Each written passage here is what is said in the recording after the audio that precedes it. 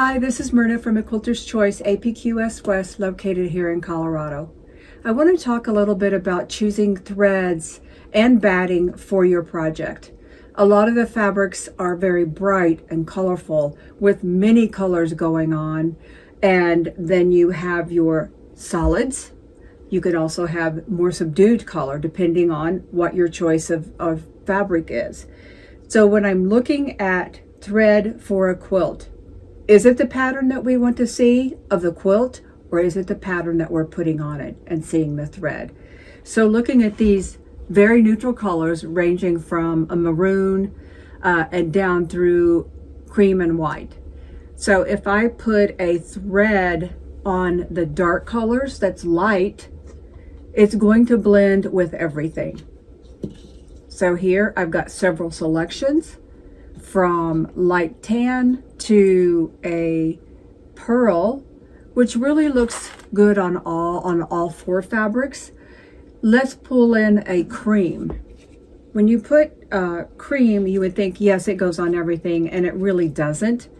So you have to look at it and see which highlight that you like the most, because it's going to show on here regardless of your quilt pattern. So in this instance, I would probably go with a light tan as opposed to a maroon or a more burgundy, because that would be really standing out a lot on these lighter colors.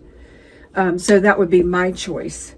Also, here we have a couple of solids and a bright.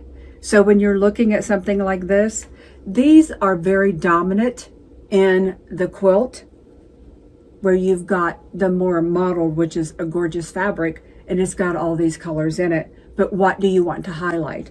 When you've got a lot of fabrics like this, and they're very busy, let's take a look at these fabrics that go with this panel. There's a mixture of blues, teals, a little bit of purple. What are you going to put in those?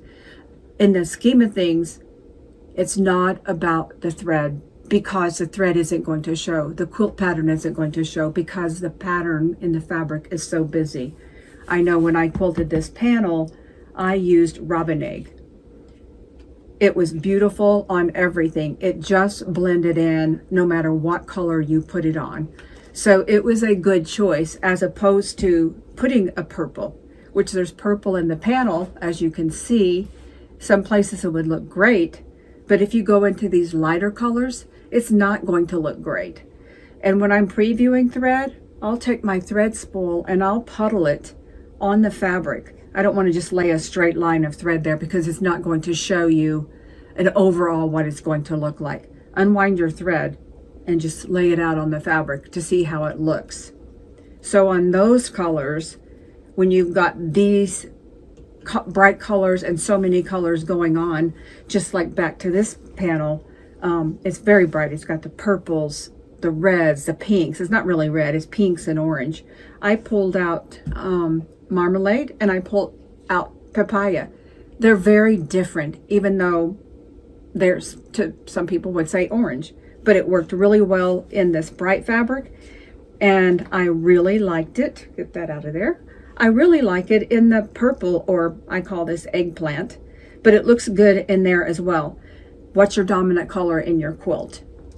If you look at a fabric like this, it's very bright. It's got pretty pinks, it's got floral, it's got teal, a little bit of raspberry color. So it has a lot going on in the fabric. So on this, you could absolutely get away with a white. Actually, I probably wouldn't use a bright white on this, because I think it would stand out a little bit too much in my mind. I'm a blender. This is pearl. It looks really good. What if you pull in a pink? This is passion. It still looks good even though it shows in the lighter color, but the fabric is so busy, you're not going to get lost looking at the thread. You're going to focus on the fabric.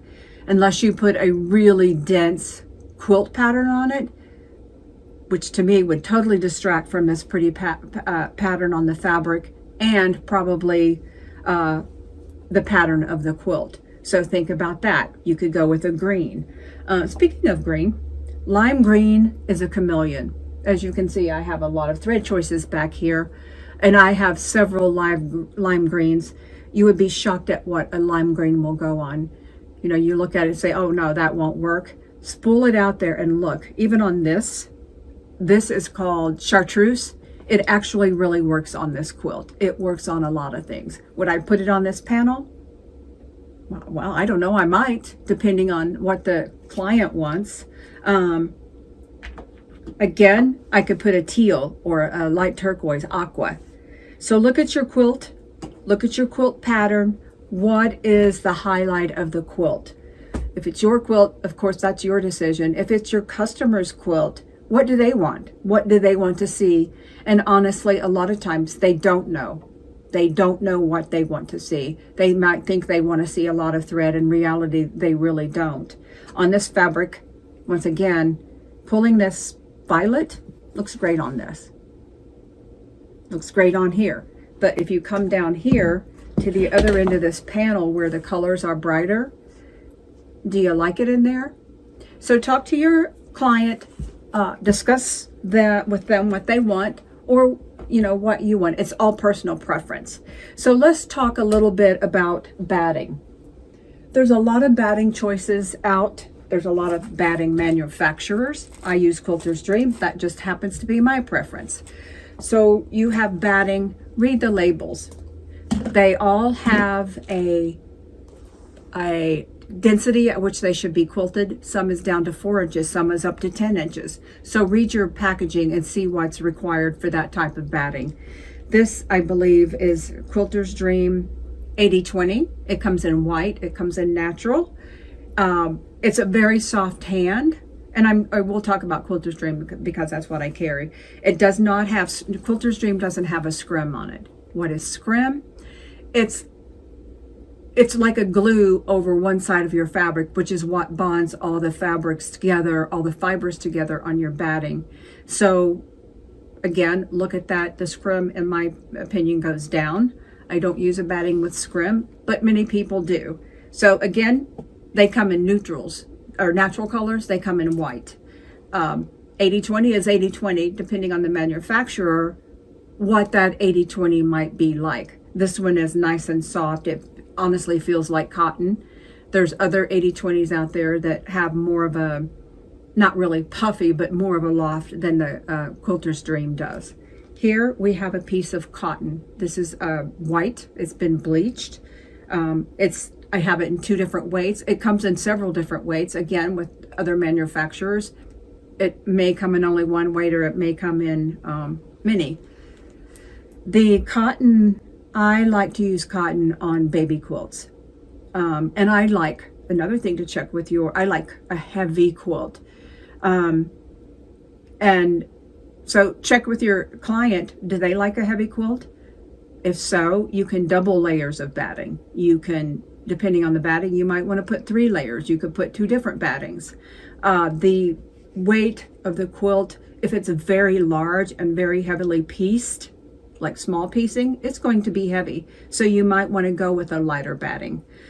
So decide what you want or what they want as far as the weight of the quilt, and the batting will make a difference. Then we've got wool. Wool is a natural fiber. It is going to be warm, but it's also going to be cool. It is washable, so make sure you read your labels on your batting to see if it is washable. Most of them are. Wool has a loft to it.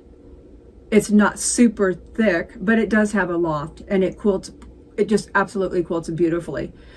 So it does give dimension. Even if you're quilting a heavy design, it will still give a nice dimension in the shapes in your quilting design. If it's super heavy, I probably wouldn't, because that would kind of defeat the purpose of having a little bit of fullness in your quilt. But again, it quilts very nicely. It is washable. There's still the 100% polyester, the big puffy 16-ounce polyester that many people used back in the day and still may, I'm not sure. That gives a different look. Polyester is going to be warmer. It's not going to breathe like a natural fiber or like a cotton. All battings shrink, even a polyester. They say they may not, but they do. And the shrinkage on your quilt is going to be determined by your batting. It's going to be determined by your quilting. If you're quilting really heavy, it's still going to shrink, but your batting is definitely going to shrink somewhat, even the polyesters. There's a dense poly along with a very puffy, again, this is wool, along with very puffy polyesters. They have different weights as well. And again, Quilter's Dream has a poly. It is very, very dense. It's great for wall hangings because it's flat. There's no dimension to it. I really like it, but it's very dense. So again, decide what you want in your quilt. How warm do you want it? How heavy do you want it? Do you want dimension in it? Do you want it to be very flat? I love the quilt, the bamboo battings. They're very flat. They're also very pliable, very drapey. So how do you want your quilt to drape? Something with a heavier polyester. I don't think polyester drapes quite as nicely as a natural fiber does. But what do you want? Decide what you want, decide what your customer wants, and choose accordingly.